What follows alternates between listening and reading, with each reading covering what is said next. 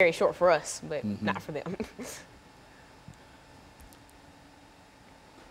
It's kind of fun. Now, after this, I want you to take care of things out there. You know, people coming in because I think you got a list. Do you have a list of? No, I don't. You said we got 5 shows. Yeah. So basically, we got 4 more left. 4 more left.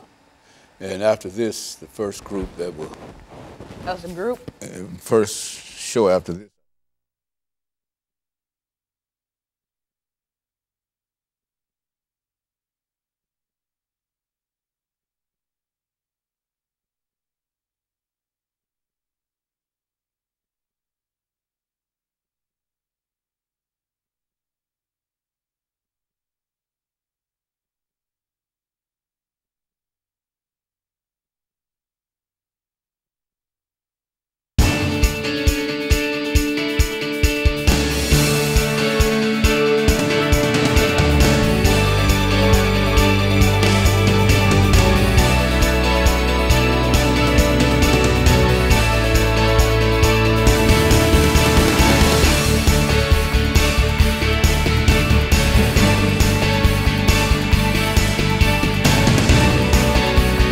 Thank you and welcome to the show this morning.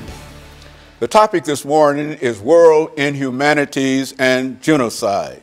And we're fortunate to have with us this morning to talk about world inhumanities, man inhumanity to man, and genocide, Alana McLaughlin. Alana, let me welcome you to the show this morning, and I don't think that you really need any introduction to our audience this morning because you've been with us on so many occasions, and I think that you've given us so many, not only interesting, but so many excellent shows. But it appears to me that the one that we're dealing with this morning is a sort of an unusual kind of show. But as I've said in reference to all of our shows, that you make a selection here, and so it's up to you in order to deal with this. But of course, we're going to talk about world inhumanities and genocide. But before we get into that, let's talk about your background, your education, and some of the important experiences that you've had. And then perhaps at the second segment, we'll get into world inhumanities and genocide. Well, as you previously stated, my name is Alana McLaughlin. I am 13 years old, and I just finished middle school, so I will be attending the National School of the Arts in the fall semester. I am heavily involved in plenty of organizations and summer camps, even though I'm just staying in town this summer, and many organizations. So I stay out the house a lot, ranging from church to neighborhood activities to marching band and etc. And so I stay a pretty busy person. But world inhumanities and genocide, that's such a delicate topic because so many lives were lost that you really have to tread lightly when talking about something where millions and millions of people died, and it's hard to execute. And so I'm wanting to execute it, but I believe that I can. I believe that I can. I won't be able to say I understand why that happened because none of us truly understand, but I can tell you what happened, and I can give you timelines and etc. And so I want to get a bit into a word inhumanities and the difference between word inhumanities and genocide. Word inhumanities are just those cruel acts made by civilians that isn't genocide. Like genocide is a mass killing of a race, and the purpose is to get rid of that race. Eliminate that race. For example, the Holocaust. Hitler wanted to get rid of Jewish people. The difference between word inhumanity and genocide, say slavery would be word inhumanity. They didn't necessarily want to kill us off, they wanted to work us and put us to use. And so they weren't killing off African Americans, but forcing them to do hard labor, which sadly means that it's not genocide, even though it's still as bad as genocide. And so that's the difference between that. So if you hear me talking about slavery, you're like, oh, why didn't she include that as genocide? It's not technically genocide. It's a cruel act of civilization. It's one of the worst things to happen in U.S. history, but it's not genocide. And so another good example of the difference between world inhumanity and genocide would be, say, genocide, the Rwandan genocide. Rwandan genocide. And Word in Humanity, the Orlando shooting at the gay club that just happened. Now, that might be genocide. We don't know yet because people are thinking that it's either an attack on U.S. soil or that the shooter was trying to rid the world of gay people. So it's just conflicting. So we don't truly know at this point. And so in a real sense, Alana, as we make preparations for our first commercial break here this morning, that this whole idea of world inhumanities, that is man inhumanity to man or woman's inhumanity to woman, that's not only important in terms of dealing with this whole issue of genocide, but I think we recognize that when we talk about genocide, we're talking about an attempt to bring a conclusion to something. And it's very rarely that we can assign the name genocide to many events, but I think that what you've done this morning is to come up with a number that you'd like to deal with in reference to it. And what we're going to do, we're going to take our first commercial break. And I think that basically that's what you want to do this morning. Is that the area that you want to do? And so what we'll do is we'll take our first commercial break, and then we'll come back and we'll deal with world inhumanities and genocide. And I want you to know that I've seen you in terms of pulling all of this information together, and I'm encouraged by knowing that you've got that information available to us.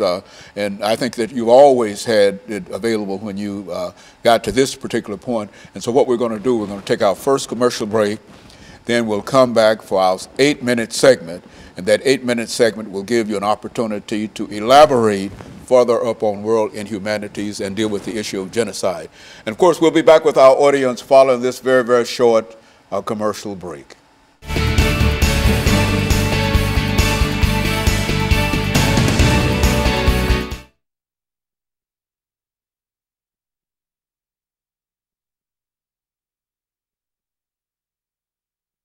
Man's inhumanity to man, bullying or whatever, and etc. You know, I'm thinking more wide.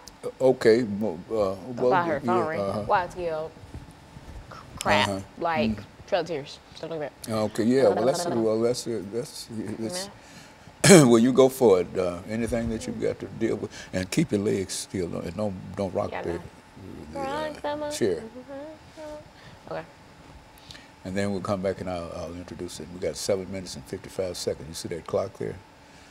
No, I don't see the clock. I mean, you see it. I mean, I see it now, but that's why I have really bad time perception. Like either I'll talk over or I'll stop. That's the clock there. You see too. You right. Oftentimes it's down in 7 minutes and 55 seconds in this segment. And so when we come back, we're gonna have that time. And so you try to divide your time and articulate it, and don't shake the camera, chair, twist your legs or anything. Just keep still. I know. You know how to do it. You've done it enough. You know. But as soon as he gives me the signal, we're going to start back, and I'll welcome them back. And you ready?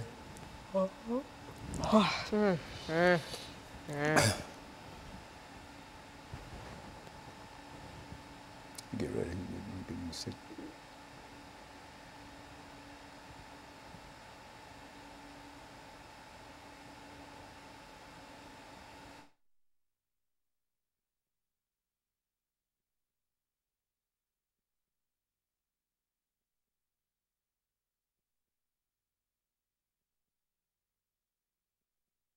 Thank you and welcome back to the second segment of the show for today.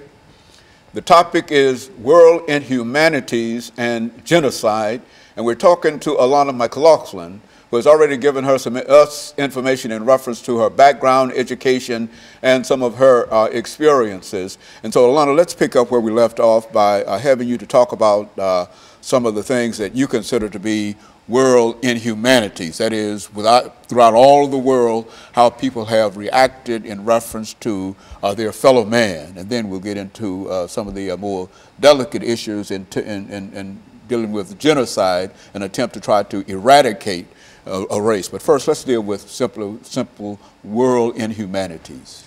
Well, if you're just tuning in the first segment, I mentioned what the difference between in a world in humanity and genocide was. Genocide is killing off a race with the purpose being to eradicate the world of that race. And a world in humanity is not necessarily to rid the world of that race, but to cause that race pain or suffering.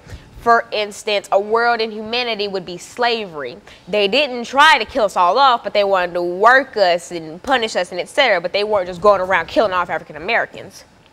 An example of genocide would be the Rwandan genocide, which I will talk about in the next segment, which was the Tutsis and the Hutus in Rwanda.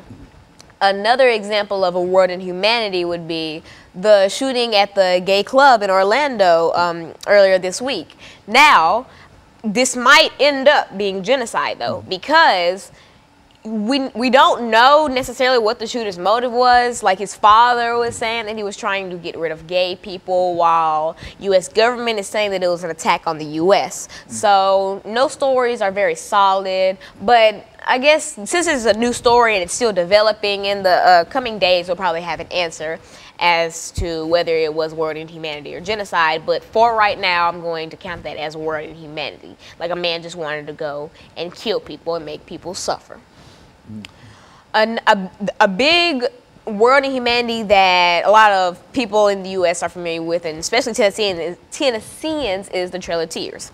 If you're unfamiliar with the Trail of Tears, it is when Andrew Jackson sent Native Americans west of the Mississippi River to be able to take their land. And he did this during the winter, where conditions were harsh and they were on foot. They were not sent off with food and drink and clothing at that. They were just one with nature, and that's not good in the winter, and especially if you're walking. And so they had to walk miles and miles and miles, and this was labeled the Trail of Tears. And I don't think I have to go into explaining why it was called the Trail of Tears, because I think there would be plenty of tears if you had to walk and walk and walk miles with barely anything, no food, watching people all around you die, your family die, if you don't die first, and things like that. So that's a big example of World in Humanity. Now, Andrew Jackson wasn't necessarily trying to kill off the Native Americans. Like I said, he was trying to get their land, but he knew that it would cause them great suffering. But he wasn't just sitting there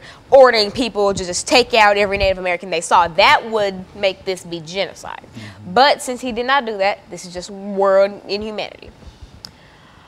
Another big example, Columbine, was World in Humanity. Say that the two shooters at the school weren't trying to rid the world of their students, of their classmates. They were trying to simply hurt them or kill them. And so that makes that a World in Humanity. And it's a World in Humanity because it was so widespread and it got so much media coverage. Another one, 9/11. Terrorists weren't trying to rid the world of white people. They were trying to wreak havoc in the U.S., and they unfortunately did. This is another thing that I wish could be counted as genocide, but we never know, because the bombers or whatever, we don't know if they were, what their motives really were. We know that it was an attack on U.S. soil.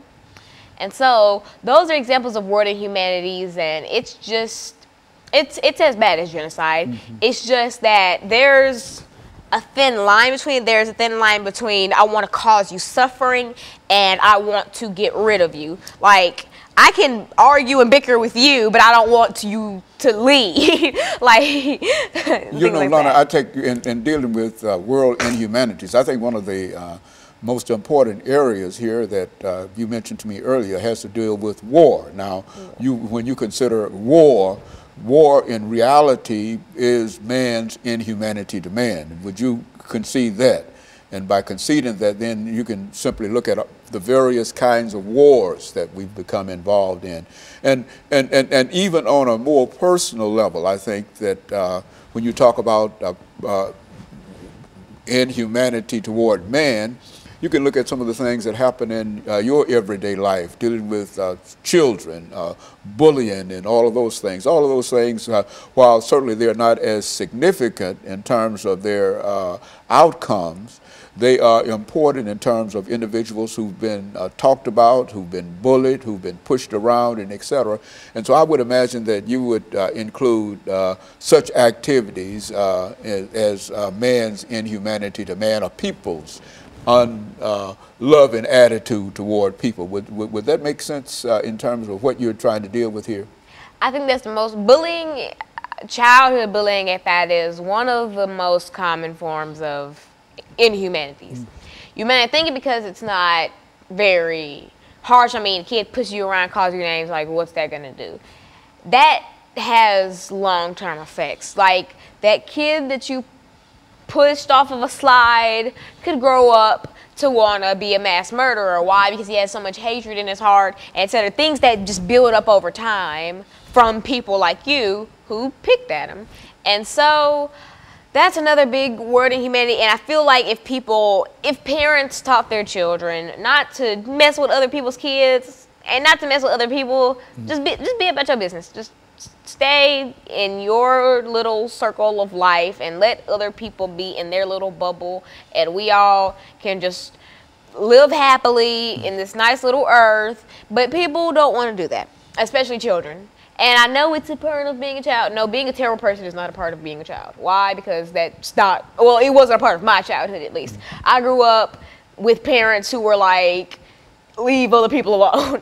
Do your work and let other people, if they want to have purple hair and red eyes, let them do that. That doesn't affect you. That doesn't hurt you. So leave other people alone. And I grew up leaving other people alone.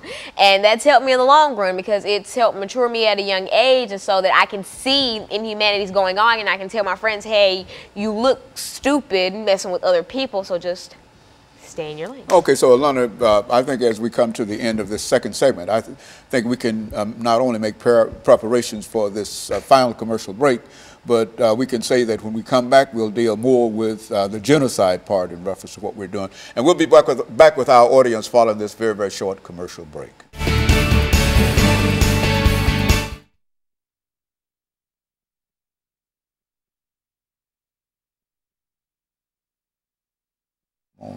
You got to speak on up. I mean, I can't keep all the little funny little